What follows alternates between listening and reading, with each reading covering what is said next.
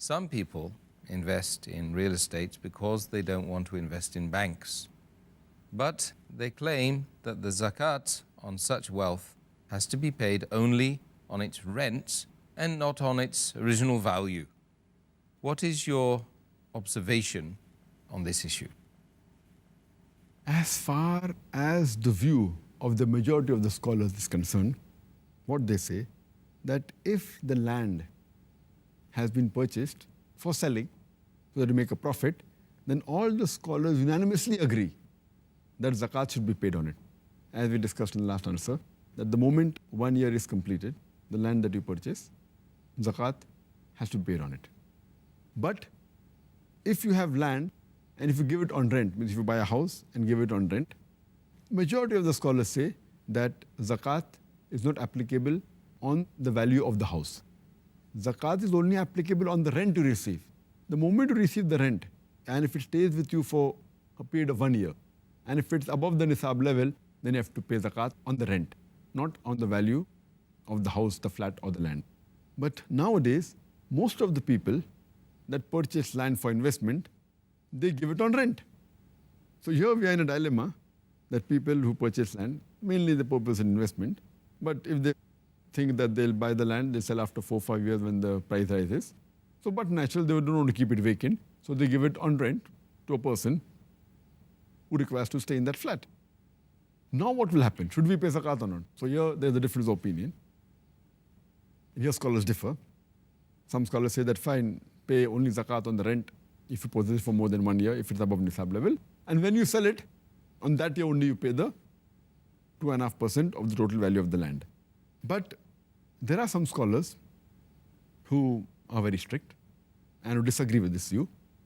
And they say that if you buy a land, even if you give it on rent, the cost of the land, the market value of that land or of that flat should be paid every Hijri year. Scholars like Ibn Aqil, they say this. Ibn al-Arabi, Ibn Aqil, who's a Hanbali, Ibn al-Arabi, who is a Maliki, Sheikh Abu Zora, who's a Hanafi, Abdul Rahman al-Hassan, Sheikh Abdul Waf Khalaf, who is presently a very great scholar, Sheikh Yusuf al-Qardawi, and scholars of the same group. They say that if a person buys and has many flats on rent, then he should even pay zakat on the cost of that flat, of that land. But for example, if a person is a poor person and doesn't have any income, doesn't have any business, and he has only one house which he's living and a second house which he gives on rent, so unanimously people agree that the rent he acquires, if it's saving is more than the nisab level. But there are many rich people who are landlords and who possess many houses, many flats which they give on rent. They own large properties. And if we agree with the view of the majority of the scholars that zakat should be only paid on the rent, suppose a person has 100 flats costing hundreds of thousands of dollars, and the rent that he gets, he utilizes what is required for his personal expenses, and before 1 year is over, after he gets the rent, he buys another few flats. So, and if he doesn't have any gold jewelry, that means he will not pay zakat at all. After the 100 flats become 110, 120, 140, maybe he is one of the richest men in the city of Bombay or any city. He may own half the property of the city, half the land in the city. So if you agree that zakat should not be paid, he may be a multi-billionaire, may own half the city, may own 3/4 of the city. He takes rent. When he gets the rent, before it becomes 1 year, he utilizes what he wants. Then he buys new land.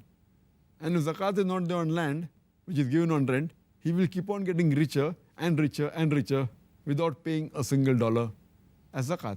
So therefore, I agree more with the minority group of scholars like Ibn al-Arabi, Ibn Aqil, Sheikh Abu Zohra, Sheikh Yusuf al-Qardawi, and the likes of these scholars who say that if a person possesses a large amount of land and many houses giving on rent, then zakat should be even paid on the cost price of the land of the flat.